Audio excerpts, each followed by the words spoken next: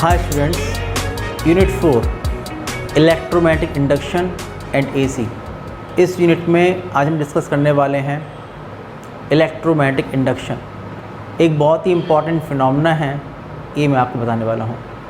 Electromagnetic induction, आपको याद होगा कि मैग्नेटिज्म में मैग्नेटिक इफ़ेक्ट ऑफ करंट जो यूनिट हमने पढ़ी थी, उसमें मैंने आपको बताया था कि एक साइंटिस्ट थे ऑस्टर्ड एक्सपेरिमेंट। आपको ध्यान होगा कि हमारे पास एक करंट कैरिंग वायर है, तो करंट कैरिंग वायर के आसपास एक मैग्नेटिक फील्ड प्रोड्यूस होता है। आपको याद होगा कि इस एक्सपेरिमेंट में हम लोगों ने क्या किया था कि एक वायर लिया था, इसको नॉर्थ साउथ डायरेक्शन में रख दिया था। इसके ऊपर यानी कि इसके आसपास एक कंपास नीडल रखी थी। तो आप जानते हैं कंपास नीडल जो होगी वो अर्थ की मैग्नेटिक फील्ड में होगी, तो उसकी डायरेक्शन होगी अलाइन होने की, वो भी नॉर्थ साउथ डायरेक्शन में होगी। अब अगर आप लोगों ने देखा कि ये रखी है कंपास नीडल और ये है वायर, अब आपने इसमें करंट फ्लो करानी शुरू करी। जब करंट फ्लो कराएंगे तो जो नीडल था सो डिफ्लेक्शन ऐसे, जब करंट को चेंज करके अपोजिट डायरेक्शन में कर देंगे तो डिफ्लेक्शन ऐसे से ऐसे। तो इसका मतलब ये हुआ कि इससे ये प्रूव हुआ था कि किसी भी जगह पर अगर करंट फ्लो हो रही है तो वो सोर्स है इलेक्ट्रिक फील्ड के साथ साथ मैग्नेटिक फील्ड का भी। करंट कैरिंग वायर के आसपास एक मैग्नेटिक फील्ड प्रोड्यूस हो जाती है। ये ऑस्टर्ड एक्सपेरिमेंट से निकल के आया था। इसका मतलब कि करंट से मैग्नेटिक फील्ड प्रोड्यूस होती है, ये बात निकल के आई थी। तो जो साइंटिस्ट थे फैराडे, उन्होंने सोचा कि अगर ऐसा होता है तो इसका जो रिवर्स प्रोसेस है वो भी होता होगा। उन्होंने सोचा कि अगर हमारे पास करंट से मैग्नेटिक फील्ड प्रोड्यूस हो जाया करती है तो हम लोग इसका उल्टा भी कर सकते हैं, यानी मैग्नेटिक फील्ड से हम लोग करंट को भी प्रोड्यूस कर सकते हैं। ये उनके दिमाग में बात आई और ये सोचकर उन्होंने एक्सपेरिमेंट परफॉर्म किया। वो एक्सपेरिमेंट उन्होंने ये किया, उन्होंने सोचा कि मैग्नेट से करंट को प्रोड्यूस करना है, तो उन्होंने क्या किया, एक मैग्नेट लिया मैग्नेटिक फील्ड प्रोड्यूस करने के लिए और करंट के मेज़रमेंट के लिए एक कॉइल ली। जो एपरेटस थे वो एपरेटस देखिए क्या थे, वो एपरेटस ये थे कि एक तो था मैग्नेट, ये था मैग्नेट, ये था मैग्नेट और ये थी कॉइल, ये थी कॉइल। और करंट के मेज़रमेंट के लिए ये लगा था गैल्वेनोमीटर या अमीटर, ये लगा हुआ था। अब बहुत दिनों तक वो एक प्रैक्टिकल करते रहे।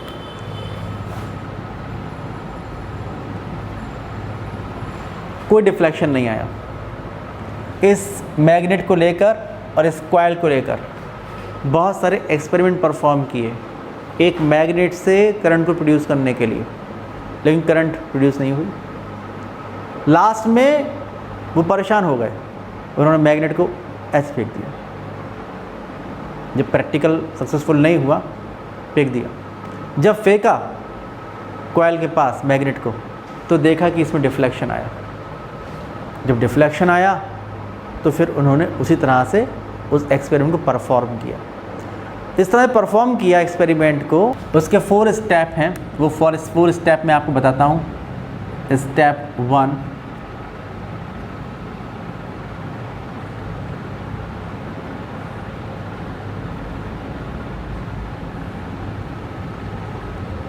स्टेप 2,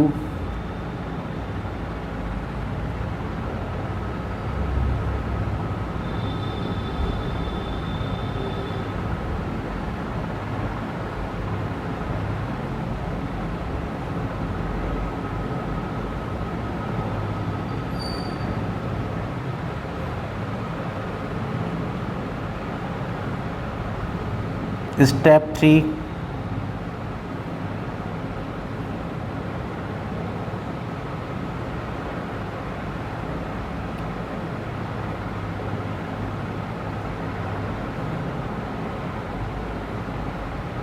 और स्टेप 4,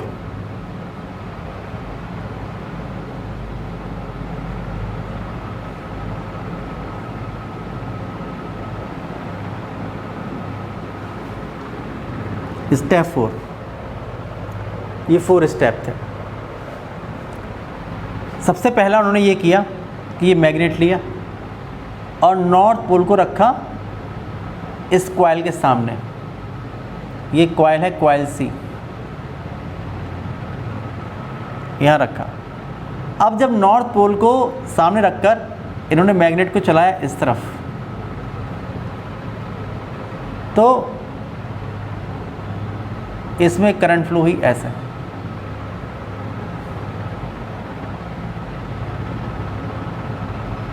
और डिफ्लेक्शन आ गया इस तरह डिफ्लेक्शन आ गया।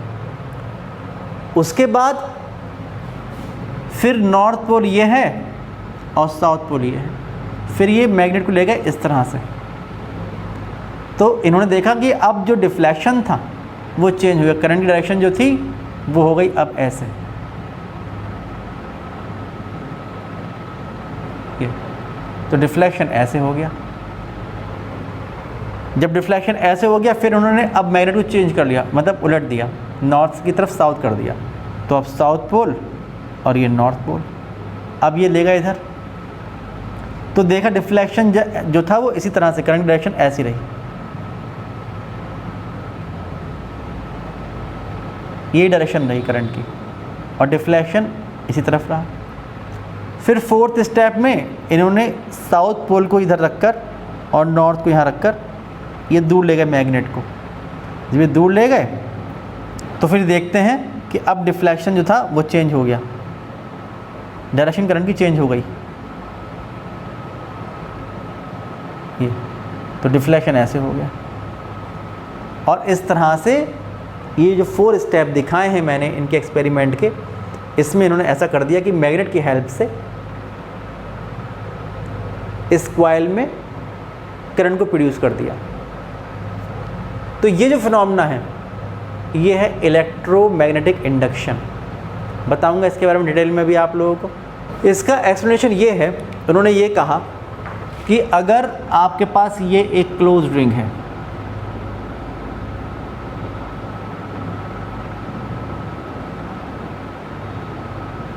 ये क्लोज रिंग है, और यहाँ रखिए आपके पास एक मैग्नेट,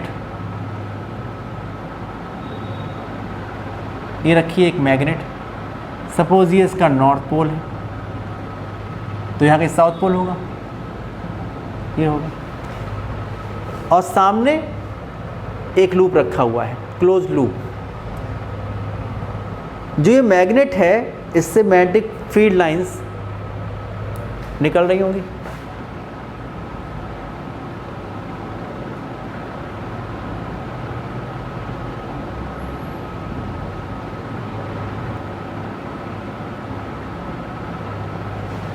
ये निकल रही होंगी। अब अगर मैं इस मैग्नेट को या इस लूप को चलाऊं आगे पीछे, अगर हम इस मान लीजिए इस लूप को चलाते हैं तो इसका ये लूप चलेगा, ये लूप चला यहाँ से यहाँ पहुँचा। जब ये लूप आपने यहाँ से यहाँ पहुँचा दिया, ये पोजीशन ए से पोजीशन बी में पहुँचा दिया,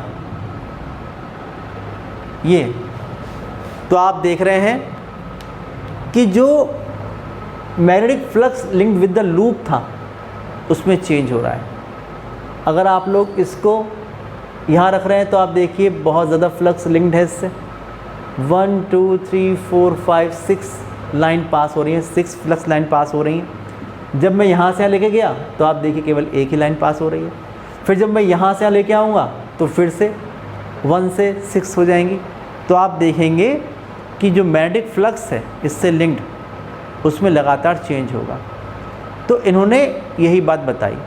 इन्होंने ये कहा कि अगर मैं एक कॉइल को और एक मैग्नेट को पास पास रखकर अगर मैं कॉइल को इसके पास लाता हूँ जब कॉइल को इसके पास लाता हूँ तो जो ये जो कॉइल है इससे लिंक्ड मैग्नेटिक फ्लक्स में चेंज होता है, और जो फ्लक्स में चेंज होता है उसकी वजह से इसमें एक इंड्यूस्ड ईएमएफ प्रोड्यूस होता है, यानी कि एक ईएमएफ, यानी कि एक सेल की जो टेंडेंसी होती है, ईएमएफ मतलब क्या होता है, एक सेल, ये होता है ईएमएफ का मतलब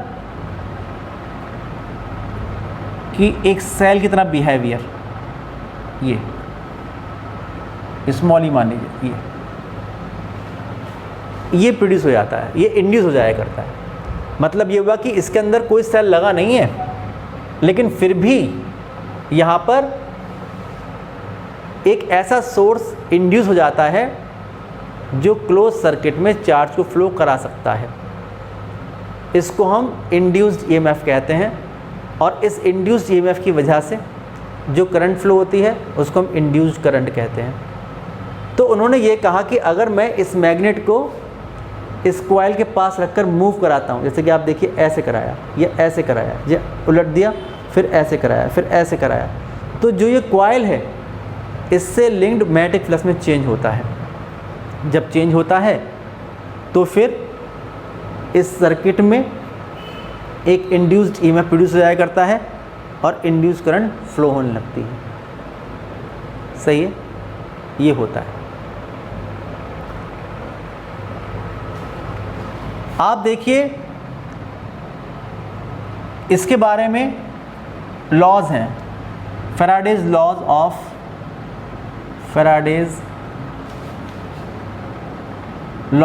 ऑफ इलेक्ट्रोमैग्नेटिक इंडक्शन। तो जो ये फिनोमेना है, इस फिनोमेना को हम इलेक्ट्रोमैग्नेटिक इंडक्शन कहते हैं। एक बात ध्यान से समझिए, दोबारा समझिए इस बात को। जो फैराडे ने ये पूरा एक्सपेरिमेंट परफॉर्म किया, ये तो एक एक्सपेरिमेंट है, बहुत सारे एक्सपेरिमेंट हैं, हम लोग डिस्कस करेंगे। ये जो एक्सपेरिमेंट हैं, इन एक्सपेरिमेंट को करके जो कंक्लूज़न निकल के आता है वो कंक्लूज़न समझिए। वो कंक्लूज़न ये है फैराडे के अकॉर्डिंग कि जब भी किसी सर्किट से, किसी प्लेन से, किसी कॉइल से, किसी लूप से या किसी सोलेनॉइड से लिंक्ड मैग्नेटिक फ्लक्स में चेंज होता है, तो वहाँ पर एक इंड्यूस्ड ईएमएफ प्रोड्यूस हो जाता है। ऐसा तब भी होता है अगर कोई कंडक्टर, एक कंडक्टर कहीं पर इस तरह से मूव करता है कि वो फ्लक्स लाइनों को कट करता हो, तो भी कंडक्टर के जो एंड होते हैं उन पर एक इंड्यूस्ड ईएमएफ प्रोड्यूस हो जाया करता है। और अगर सर्किट क्लोज होता है तो इंड्यूस करंट फ्लो होने लगती है। ये जो फिनोमेना है इसको हम लोग इलेक्ट्रोमैग्नेटिक इंडक्शन कहते हैं। जो फैराडे ने लॉज दिए हुए हैं इलेक्ट्रोमैग्नेटिक इंडक्शन के बारे में, वो समझिए, बहुत ही इम्पॉर्टेंट लॉज हैं, समझ के देखिए। जो लॉज हैं उनके अकॉर्डिंग पहली बात ये कि जब भी किसी सर्किट से, जैसे कि प्लेन से, कॉइल से, लूप से या सोलेनॉइड से लिंक्ड मैग्नेटिक फ्लक्स में चेंज होता है, तो उसमें एक इंड्यूस्ड ईएमएफ प्रोड्यूस हो जाया करता है, इंड्यूस हो जाया करता है। और अगर सर्किट क्लोज होता है तो इलेक्ट्रिक करंट फ्लो होने लगती है, जिसको हम इंड्यूस करंट कहते हैं। अगर सर्किट ओपन होता है, वायर कटा हुआ है, अगर वायर काट दूं, वायर कट कर दूं, तो जो इलेक्ट्रिक करंट होगी वो फ्लो नहीं होगी, बिकॉज जहाँ पर कट करेंगे वहाँ पर बीच में एयर आ जाएगी और एयर का जो रेजिस्टेंस होता है वो इनफाइनाइट होता है, तो इसलिए सर्किट में करंट ज़ीरो हो जाएगी। लेकिन जो इंड्यूस्ड ईएमएफ है वो प्रोड्यूस होगा उसके अंदर, उस सर्किट में। तो कहने का मतलब ये है कि जब भी किसी सर्किट से लिंक्ड मैग्नेटिक फ्लक्स में चेंज होता है तो वहाँ पर एक इंड्यूस्ड ईएमएफ प्रोड्यूस हो जाया करता है। ये फर्स्ट लॉ है। और इस फर्स्ट लॉ में एक बात और इंक्लूड कर लीजिए, वो बात यह है कि केवल तब तक ही होता है इंड्यूस्ड ईएमएफ इंड्यूस या प्रोड्यूस जब तक फ्लक्स में चेंज होता है। केवल फ्लक्स लिंक्ड होना ही सफिशिएंट नहीं है, अगर लिंक्ड फ्लक्स चेंज हो रहा है तभी इलेक्ट्रोमैग्नेटिक इंडक्शन का फिनोमेना होगा, यानी इंड्यूस्ड ईएमएफ प्रोड्यूस होगा, अदरवाइज नहीं होगा। अगर फ्लक्स कांस्टेंट रह गया तो फिर कोई भी इंड्यूस्ड ईएमएफ प्रोड्यूस नहीं होगा, केवल तब तक होगा जब तक फ्लक्स में चेंज होगा। दूसरी बात यह है कि जो इंड्यूस्ड ईएमएफ प्रोड्यूस हो रहा है स्मॉल ई, उसका मैग्नीट्यूड वो हमेशा the time rate of change of flux के इक्वल होता है। मान लीजिए कि dt टाइम में जो चेंज हुआ फ्लक्स में वो हुआ d फाई, बहुत स्मॉल टाइम इंटरवल है dt, और उसमें जो फ्लक्स में चेंज हुआ वो हुआ d फाई, तो mod of E is equal to d phi upon dt ये होता है। मतलब कहने का ये है कि मैंने जो लॉज बताए हैं आप समझते जाइए। पहला बताया मैंने कि जब तक फ्लक्स चेंज होगा कौन सा मैग्नेटिक फ्लक्स, तब तक एक इंड्यूस्ड ईएमएफ प्रोड्यूस होगा, इंड्यूस्ड ईएमएफ, और अगर सर्किट क्लोज है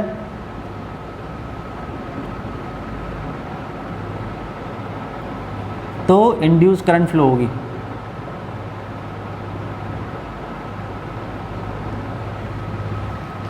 दूसरी बात मैंने आपसे कहा कि जो मॉड ऑफ इंड्यूस्ड ईएमएफ है ये होगा D phi B upon D T, the time rate of change of magnetic flux, इसके इक्वल होगा। यहाँ पर तीसरी बात जो आती है वो आती है लेंज लॉ। लेंज लॉ वाली बात क्या है? लेंज लॉ पढ़ चुके होंगे आप लोग 9th-10th क्लास में शायद। आपको ध्यान होगा इसके बारे में कि इलेक्ट्रोमैग्नेटिक इंडक्शन में जो डायरेक्शन ऑफ इंड्यूस्ड ईएमएफ या जो डायरेक्शन ऑफ इंड्यूस्ड करंट होती है वो हमेशा उसी कॉज को अपोज करती है जिसकी वजह से खुद प्रोड्यूस होती है। इसलिए इसके अकॉर्डिंग पूरा हम वैसे लॉ डिस्कस करेंगे, लेकिन बताऊंगा मैं आप लोगों को कि आप देखिए कि फ्लक्स चेंज की वजह से ही तो इंड्यूस्ड ईएमएफ प्रोड्यूस हो रहा है। इसलिए अगर हम डायरेक्शन की बात करेंगे तो E इज इक्वल टू जो होगा वो होगा minus d phi B upon D t, ये होगा। तो सही बात तो क्या है कि d phi B upon D t के नेगेटिव के इक्वल होता है। मतलब जो डायरेक्शन है E की वो इस तरह से होती है कि वो फ्लक्स चेंज को अपोज करती है। इसके बारे में अभी हम डिस्कस करेंगे कि जो डायरेक्शन ऑफ इंड्यूस्ड ईएमएफ या डायरेक्शन ऑफ इंड्यूस्ड करंट होती है वो हमेशा उसी कॉज को अपोज करती है जिसकी वजह से वो खुद प्रोड्यूस हुआ करती है। और फोर्थ इम्पॉर्टेंट बात यहाँ पर यह, हालांकि मैंने शुरू में बताया था आप लोगों को कि जो इंड्यूस्ड ईएमएफ या इंड्यूस्ड करंट है वो केवल तब तक फ्लो होगी जब तक फ्लक्स में चेंज होगा। अगर फ्लक्स में चेंज होना ख़त्म हो गया, अगर फ्लक्स कांस्टेंट हो गया या ज़ीरो हो गया, फ्लक्स कांस्टेंट हो गया या ज़ीरो हो गया की बात है। फ्लक्स कांस्टेंट हो गया, 5 वेबर चेंज नहीं हो रहा टाइम के साथ, तो भी डी फाई बी ज़ीरो हो गया। अगर फ्लक्स ज़ीरो है तो भी डी फाई बी ज़ीरो हो गया, तो जो इंड्यूस्ड ईएमएफ है वो ज़ीरो हो जाएगा। इफ़ फाई बी ये कांस्टेंट हो जाता है तो इंड्यूस्ड ईएमएफ भी ज़ीरो हो जाता है और इंड्यूस्ड करंट ये भी ज़ीरो हो जाती है। तो ये बात ध्यान रखने की। एक बात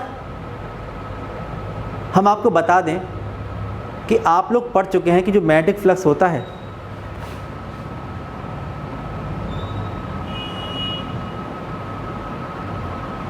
उसका फॉर्मूला होता है phi B is equal to B dot A या बी ए कॉस थीटा, ये फार्मूला होता है। तो इसका मतलब अब फ्लक्स में चेंज कैसे करें? या तो बी चेंज करें या ए चेंज करें या थीटा चेंज करें, ये करें। अब आप समझिए, पहले इस जो ये एक्सपेरिमेंट है इसको समझिए तो बहुत बातें समझ में आप लोगों की आ जाएंगी। सब बातें समझते चल रहे हैं। हम लोग क्या कर रहे हैं कि इस मैग्नेट को इसके पास ला रहे हैं, तो यहाँ पर इंड्यूस्ड ईएमएफ और इंड्यूस्ड करंट फ्लो हो रही है। अगर मैं इस मैग्नेट को यहाँ रखूँ और इस कॉइल को इसके पास लाऊं तब भी ऐसा ही होगा। इसका मतलब ये हुआ कि इनके भी जो रिलेटिव मोशन है उसकी वजह से इंड्यूस्ड ईएमएफ प्रोड्यूस होगा और इंड्यूस्ड करंट फ्लो होगी। अगर मैं इस मैग्नेट को फास्ट स्पीड से लेके आऊँगा तो आप देखेंगे कि ज़्यादा इंड्यूस्ड ईएमएफ प्रोड्यूस होगा और इंड्यूस्ड करंट भी बढ़ जाएगी। क्यों? क्योंकि जो फ्लक्स में चेंज होने का रेट था d∅b/dt वो बढ़ जाएगा। अब फ्लक्स ज़्यादा रेट से चेंज होगा। अगर मैं यहाँ से यहाँ लाया, अगर मैं इस लूप को यहाँ से यहाँ ले गया, पहले ले गया स्लो फिर ले गया फास्ट, तो बाद में जो फ्लक्स चेंज हो रहा है वो ज़्यादा रेट से चेंज होगा, टाइम कम लगा ना, तो d∅b तो उतना ही रहा और dt कम हो गया, तो जो E है वो बढ़ जाएगा। और जब E बढ़ जाएगा तो करंट बढ़ जाएगी। बिकॉज आप जानते हैं I = V/R या mod of E/R। तो जाहिर सी बात है कि अगर मैं मैग्नेट को स्लो चलाऊंगा तो कम रेट से चेंज होगा फ्लक्स, फास्ट चलाऊंगा ज़्यादा रेट से चेंज होगा और उसकी वजह से जो इंड्यूस्ड ईएमएफ है वो बढ़ जाएगा। अगर मैं मैग्नेट को फास्ट चलाता हूँ तब, और इंड्यूस्ड करंट बढ़ जाएगी। या मैं ऐसा करता हूँ, ये दोनों चलाता हूँ, तो आप देखिए कि जो भी इंड्यूस्ड ईएमएफ है वो मैग्नेट या कॉइल के मोशन पर डिपेंड नहीं करता है, वो डिपेंड करता है उनके बीच के रिलेटिव मोशन पर। अगर एक कॉइल और एक मैग्नेट को मैं चलाऊँ ऐसे, ये तो कोई चेंज नहीं होगा फ्लक्स में, बिकॉज रिलेटिव स्पीड जो होगी वो ज़ीरो होगी। इसलिए कोई भी इंड्यूस्ड ईएमएफ प्रोड्यूस नहीं होगा, कोई भी इंड्यूस्ड करंट फ्लो नहीं होगी। अगर मैं यहाँ पर रेजिस्टेंस बढ़ा दूँगा तो आप देखेंगे कि इंड्यूस्ड ईएमएफ उतना ही रहता है, करंट कम हो जाती है। इस बार वो काट देता हूँ, रेजिस्टेंस इनफाइनाइट हो जाता है, इंड्यूस्ड ईएमएफ उतनी रहता है, करंट ज़ीरो हो जाती है। ये सब बातें आप देखिए। अब एक बात देखिए कि ∅b = BA cos θ। अगर मैग्नेट को मैं यहाँ रखूँ और मुझे चेंज करना है फ्लक्स, तो एक तरीका तो ये था मैंने पास लाया इसके, तो B में चेंज हो रहा था, इसलिए BA cos θ चेंज हो गया। अगर मैग्नेट को रख के यहाँ पर मैं ऐसे घुमाऊँ, ये इस तरह से, समझ पा रहे हैं? जब ऐसे घुमाएंगे तो भी आप देखिए, पहले ये नॉर्थ पोल है तो मैग्नेटिक फील्ड ये, जब ऐसे तो ज़ीरो, फिर ऐसे तो ऐसे मैग्नेटिक फील्ड है, फिर ऐसे तो ज़ीरो। तो आप देखिए लगातार जो मैग्नेटिक फील्ड है वो चेंज होगी और इसकी वजह से यहाँ पर फिर से इंड्यूस्ड ईएमएफ प्रोड्यूस होगा। अगर यहाँ पर जो हमारे पास मैग्नेट है, अगर ये रोटेटिंग मैग्नेट है, तब भी यहाँ पर इलेक्ट्रोमैग्नेटिक इंडक्शन होगा। अगर मैं मैग्नेट को ऐसे रखूँ और कॉइल को या तो चलाऊँ या कॉइल को घुमाने लगूँ तो भी ऐसे ही होगा।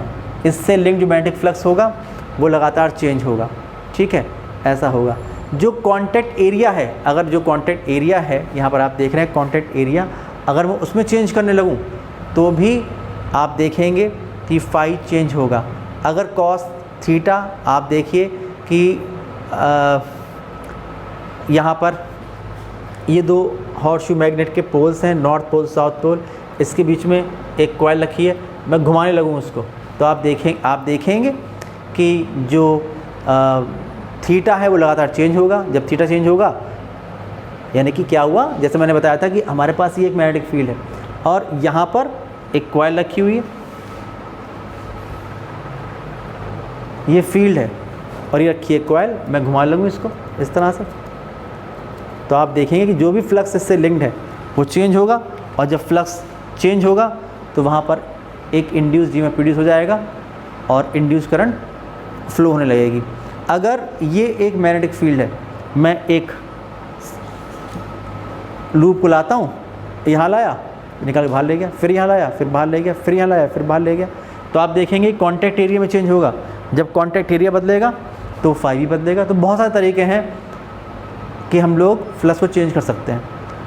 अगर मैं चाहता हूँ कि इस कॉइल से लिंक मैग्नेटिक फ्लक्स में चेंज हो तो मैं यहाँ पर एक दूसरी कॉइल रख दूँ, उसमें करंट को चेंज करूँ। जब उसमें करंट को चेंज करूँगा तो पास में रखी हुई कॉइल में जब करंट को चेंज करूँगा तो यहाँ पर जो मैग्नेटिक फील्ड है वो चेंज होगा। जब मैग्नेटिक फील्ड चेंज होगा तो वही फील्ड लाइन जो है, वही फ्लक्स लाइन जो है इससे लिंक्ड है। इसमें करंट चेंज करूँगा तो बी चेंज होगा। जब बी चेंज होगा तो इससे जो लिंक मैग्नेटिक फ्लक्स है उसमें चेंज होगा। जब उसमें चेंज होगा तो फिर यहाँ पर एक इंड्यूस्ड ईएमएफ प्रोड्यूस हो जाएगा। तो बहुत सारे तरीके हो सकते हैं, इसके बारे में हम डिस्कस करेंगे इस चैप्टर में आगे भी। फ़िलहाल अगली बात जो आती है लेंज लॉ के बारे में, आप उसको समझिए, ये बहुत ही इम्पॉर्टेंट बात है। लेंज लॉ के अकॉर्डिंग जो डायरेक्शन ऑफ इंड्यूस्ड करंट होती है या जो डायरेक्शन ऑफ इंड्यूस्ड ईएमएफ होती है वो हमेशा उसी कॉज को अपोज करती है जिसकी वजह से खुद प्रोड्यूस होती है। अगर मैं इस मैग्नेट का नॉर्थ पोल इसके पास लाऊंगा तो आप देखेंगे कि यहाँ पर जो करंट फ्लो होगी वो फ्लो होगी ऐसे, इस तरह से। करंट कैसे फ्लो होगी, ये आके आप देखिए ऐसे जा रही है। यहाँ से जो फेस होगा, इस एंड रूल आपको ध्यान होगा, यहाँ से जो ये कॉइल है अगर आप यहाँ से देखेंगे तो इसमें जो करंट फ्लो होगी वो फ्लो होगी एंटी क्लॉकवाइज। इसका मतलब ये नॉर्थ पोल बन जाएगा। और जब मैं इस मैग्नेट को उसके पास लाऊंगा चलाता हुआ तो ये नॉर्थ पोल बन जाएगा और इस तरह से करंट फ्लो होगी इसके अंदर कि ये बिहेव करेगा नॉर्थ पोल की तरह। क्यों करेगा नॉर्थ पोल की तरह? लेंज लॉ की वजह से। क्योंकि जब ये नॉर्थ पोल बनेगा और ये भी नॉर्थ पोल है तो नॉर्थ और नॉर्थ के बीच में फोर्स लगेगा, रिपल्शन फोर्स, तो इस मैग्नेट को पास लाने को अपोज करेगा। आप जानते हैं कि इसमें जो ये कॉइल है, इस कॉइल में जो इंड्यूस्ड ईएमएफ और इंड्यूस्ड करंट प्रोड्यूस हो रहे हैं वो क्यों प्रोड्यूस हो रहे हैं? क्योंकि आप मैग्नेट को इसके पास ला रहे हैं, नॉर्थ पोल को इसके पास ला रहे हैं, इसलिए इसमें इंड्यूस्ड ईएमएफ और इंड्यूस्ड करंट प्रोड्यूस हो रहे हैं। तो ये उसको अपोज करेगा।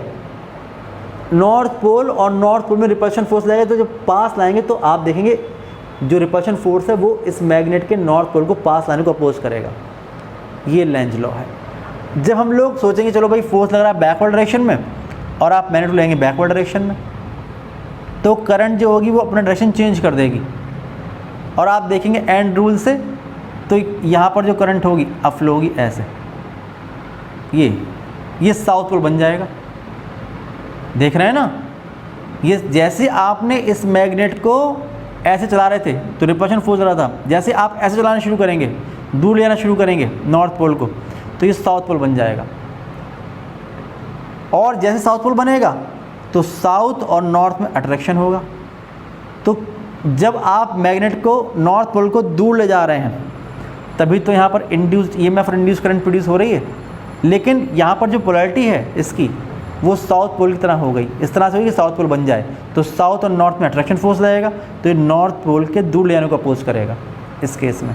फिर आप लोग सोचेंगे चलो भाई अब हम लोग इसके ये जो पोलैरिटी वो चेंज कर देते हैं। अब यहाँ पर साउथ पोल आ गया, जब ये साउथ पोल आ गया अब साउथ पोल का पास लाएंगे। जब साउथ पोल को पास लाएंगे फिर से आप देखेंगे यहाँ से कि ये साउथ पोल बन जाएगा। देखेंगे आप यहाँ से तो ये साउथ पोल बन जाएगा, यानी करंट जो फ्लो होगी वो फ्लो होगी क्लॉकवाइज, क्योंकि साउथ को जब पास लाएंगे तो साउथ और साउथ में रिपल्शन फोर्स लगेगा। जब रिपल्शन फोर्स लगेगा देखिए डायरेक्शन जो साउथ पोल में यहाँ पर थी वही डायरेक्शन यहाँ पर है। डिफ्लेक्शन में कोई चेंज नहीं हुआ बिकॉज यहाँ पर नॉर्थ पोल को दूर लेने को अपोज करा था साउथ पोल, यहाँ पर साउथ और साउथ में रिपल्शन, तो साउथ को पास लाने को अपोज करेगा, उसी कॉज को अपोज करेगा जिसकी वजह से खुद प्रोड्यूस होगा। यहाँ पर आप देखिए जब आप साउथ पोल को यहाँ पर रखकर दूर ले जाएंगे मैग्नेट को तो अब डिफ्लेक्शन चेंज होगा। अब जो करंट फ्लो होगी वो फ्लो होगी यहाँ पर इस तरह से एंटी क्लॉकवाइज, कि नॉर्थ पोल बन जाएगा और नॉर्थ और साउथ के बीच में जो फोर्स लगेगा वो लगेगा अट्रैक्शन फोर्स, इसलिए मैग्नेट को दूर ले आने को अपोज करेगा। तो आप देखिए कि जितने भी लॉस थे इलेक्ट्रोमैग्नेटिक इंडक्शन के, ये बिल्कुल उसी के अकॉर्डिंग है जो ये एक्सपेरिमेंट। जब तक ये मैग्नेट मूव करेगी तब तक फ्लक्स चेंज होगा, तब तक इंड्यूस्ड ईएमएफ और इंड्यूस्ड करंट प्रोड्यूस होगी। ये तो खैर अभी बात रही मैथमेटिकली कि हम लोग निकाल के देखेंगे ऐसा होता है। अगर यहाँ पर एन टर्न्स होते हैं, कोई कॉइल मान लीजिए इसके अंदर, ये तो एक टर्न की बात हो रही है, अगर n टर्न्स हैं तो मॉड ऑफ E कितना होगा, ये n into D phi B upon D t इसके इक्वल हो जाएगा अगर n टर्न्स होते हैं तब। क्यों? क्योंकि आप देखेंगे कि जितना इस टर्न में हुआ उतने इस टर्न में हुआ, इतने इस टर्न में हुआ, इतने इस टर्न में हुआ, और आप जानते हैं कि जो EMF है उसकी टेंडेंसी है वोल्टेज वाली, तो वो सारे वोल्टेजेस जो होंगे वो ऐड हो जाएंगे। अगर n टर्न्स हैं तो जो नेट इंड्यूस्ड EMF है वो एक टर्न में प्रोड्यूस होने वाले इंड्यूस्ड EMF का n टाइम्स होगा। तो ये होगा। अगर हम बात करें कि हमारे पास जो कॉइल है अगर उसमें n टर्न्स हैं, for a coil having capital N turns then induced EMF, जो इंड्यूस्ड EMF होगा वो होगा E इज इक्वल टू, देखिए एक टर्न से होता है minus d phi B upon D T, तो n टर्न से जो होगा वो होगा E is equal to minus N D phi B upon D t. इस तरह से उन्होंने कैलकुलेट करके निकाला कितना इंड्यूस्ड EMF होना चाहिए। आप देखिए केवल यही एक एक्सपेरिमेंट नहीं है फैराडे का, फैराडे के बहुत सारे एक्सपेरिमेंट हो सकते हैं। जैसे कि आप देखिए ये तो फर्स्ट एक्सपेरिमेंट हो गया। अगर एक्सपेरिमेंट नंबर 2 की बात करेंगे, ये हो गया एक्सपेरिमेंट नंबर 1, ये था एक्सपेरिमेंट 1। अगर एक्सपेरिमेंट 2 की बात करेंगे तो आप देखिए कि आपके पास ये एक कॉइल है,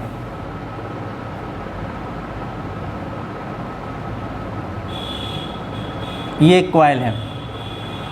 इस कॉइल में एक बैटरी लगी है या सेल लगा है और एक लगा है रिहोस्टेड, और इसके कोएक्शियली यहाँ पर दूसरी एक कॉइल रखी हुई है, ये रखी है एक कॉइल, और यहाँ पर लगा है गैल्वेनोमीटर। अब अगर हम लोग यहाँ पर ये की है, इस की को क्लोज करके, ये की है, ये रिहोस्टेड है और ये सेल है या बैटरी है, अगर हम इसकी क्लोज करके यहाँ पर करंट फ्लो कराना शुरू करते हैं, जब करंट फ्लो कराएंगे तो आप देखेंगे कि जो फर्स्ट कॉइल है इससे मैग्नेटिक फील्ड लाइंस पास होंगी।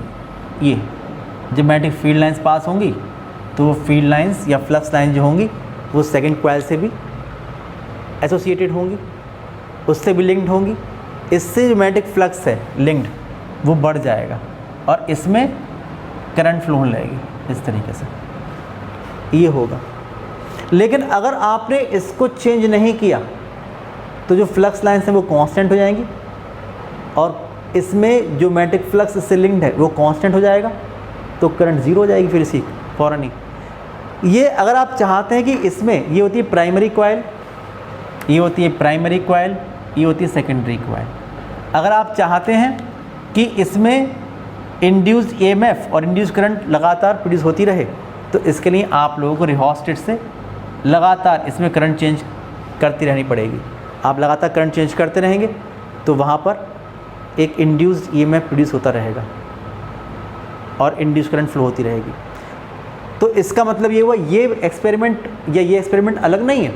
यहाँ पर आपने एक वैरिंग मैग्नेटिक फील्ड, यहाँ पर तो हम मैग्नेट को चला रहे थे तो एक वैरिंग मैग्नेटिक फील्ड प्रोड्यूस हो रही थी। यहाँ पर हम क्या कर रहे हैं कि इसमें करंट को वैरी कर रहे हैं। जब करंट को वैरी करेंगे तो आप जानते हैं कि कॉइल में अगर करंट चेंज करते हैं तो उसकी एक्सिस पर जो मैग्नेटिक फील्ड है वो चेंज होता है और इसलिए एक वैरिंग मैग्नेटिक फील्ड की वजह से phi B equal to B A cos theta, जब बी चेंज होगा तो फाई भी चेंज होगा, इसलिए इससे लिंक फ्लक्स चेंज होगा। जब फ्लक्स चेंज होगा तो E is equal to minus N D phi upon D t, इसमें एक इंड्यूस EMF प्रोड्यूस हो जाएगा और इंड्यूस करंट फ्लो होने लगेगी। ये होगा। एक एक्सपेरिमेंट ये भी हो सकता है, एक्सपेरिमेंट थर्ड ये भी हो सकता है कि अगर केवल एक ही कॉइल हो, ये हो, इसमें एक बैटरी लगी होगी, एक रिहोस्टेट लगा होगा और एक की लगी होगी।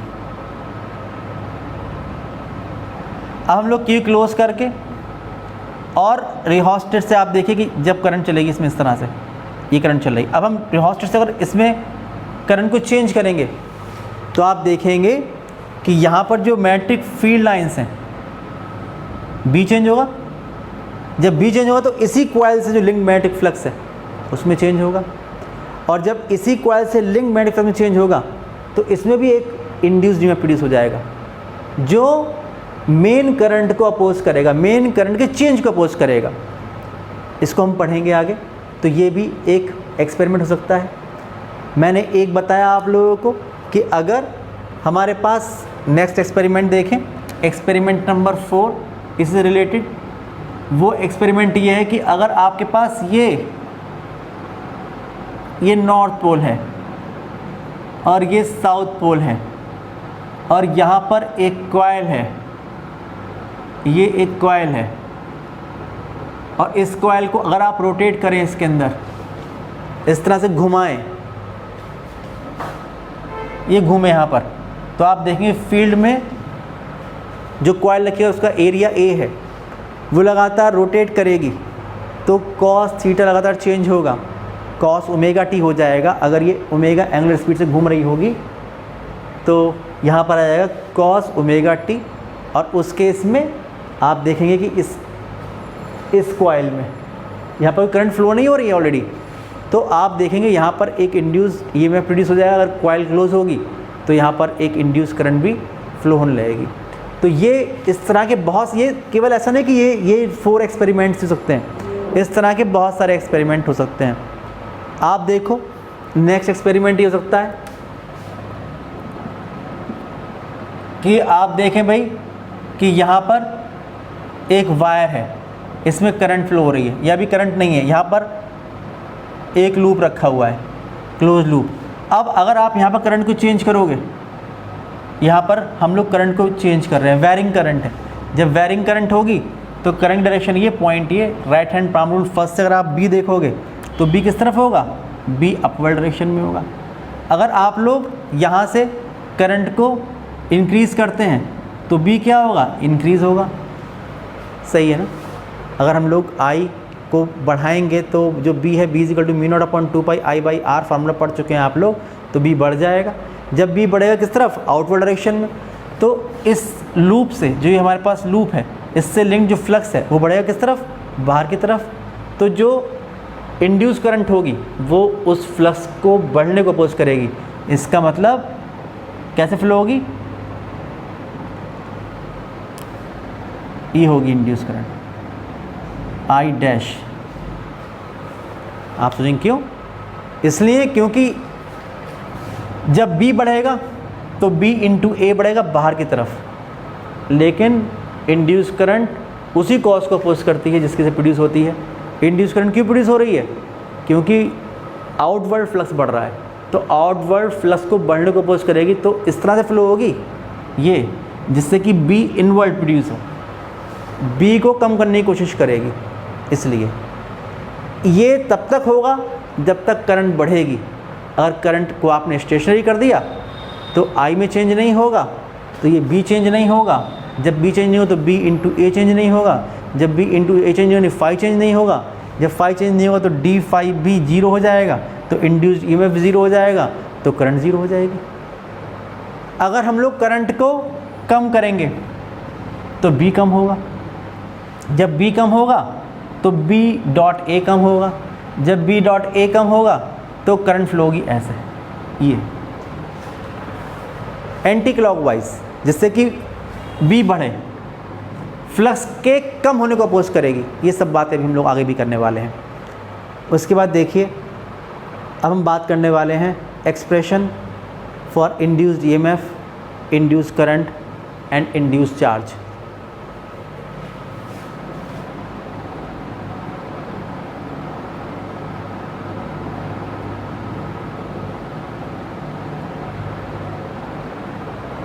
induced EMF, induced current and induced charge।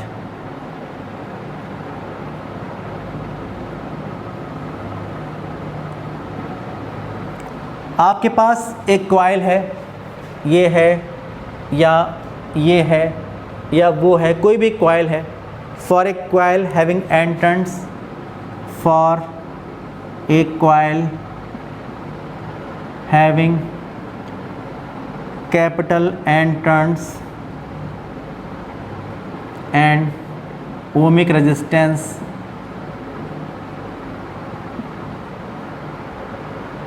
Capital R। अब यहाँ पर डेल्टा t टाइम में जो फ्लक्स में चेंज हुआ वो हुआ डेल्टा फाई बी, या dt टाइम में जो फ्लक्स में चेंज हुआ वो हुआ d फाई बी। अगर ये हुआ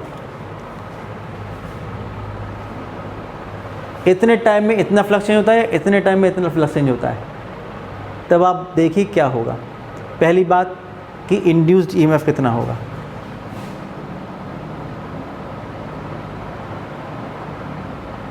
Faraday's law of electromagnetic induction से कितना होता है, E is equal to minus N D phi B upon D T. तो E इज इक्वल टू हो जाएगा minus N into D phi B upon D T, या minus N delta phi B upon delta T. ये हो जाएगा, ये हो जाएगा। अगर आप चाहें तो आप देखिए साइन को अंदर ले जाइए, तो E इज इक्वल टू हो जाएगा minus delta N into phi B upon delta T. ये हो जाएगा। इसको इक्वेशन नंबर 1 मान लेता हूँ मैं। ये हो जाएगा जहाँ पर n into phi B number of turns into phi B, flux link with the one loop और वन रोटेशन, उसको हम कहते हैं n इंटू फाई बी का मतलब होता है total number of flux linkages. जो n इंटू फाई बी हमारे पास होगा, n इंटू फाई बी ये होगा, n इंटू फाई बी ये होगा total number of flux linkages, और इसका जो यूनिट होगा देखिए ये होता है नंबर ऑफ टर्न्स, ये है वेबर, तो वेबर इंटू टर्न, या टर्न इंटू वेबर, ये इसका यूनिट होगा। दूसरी बात आप देखें कि अगर आप लोगों को निकालना है कि इंड्यूस करंट कितनी होगी, तो इंड्यूस करंट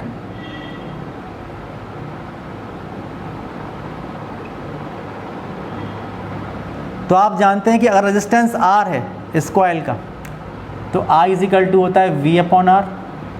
V का मतलब mod of E upon R, mod of E को पुट कर दिए 1 से, putting mod of E is equal to N into delta phi B upon delta T। तो यहाँ से जो I होगा ये होगा N upon R into delta phi B upon delta t. यहाँ से हम करंट निकाल सकते हैं। ये इक्वेशन नंबर 2 आ जाएगी, ये इक्वेशन नंबर 1 था, ये इक्वेशन नंबर 2 हो जाएगा। अगर आपको इंड्यूस चार्ज निकालना है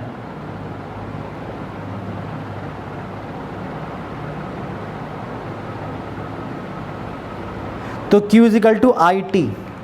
अगर डेल्टा टी टाइम में डेल्टा Q चार्ज इंड्यूस हो गया है, फ्लो हो गया है, तो delta Q is equal to I into delta T.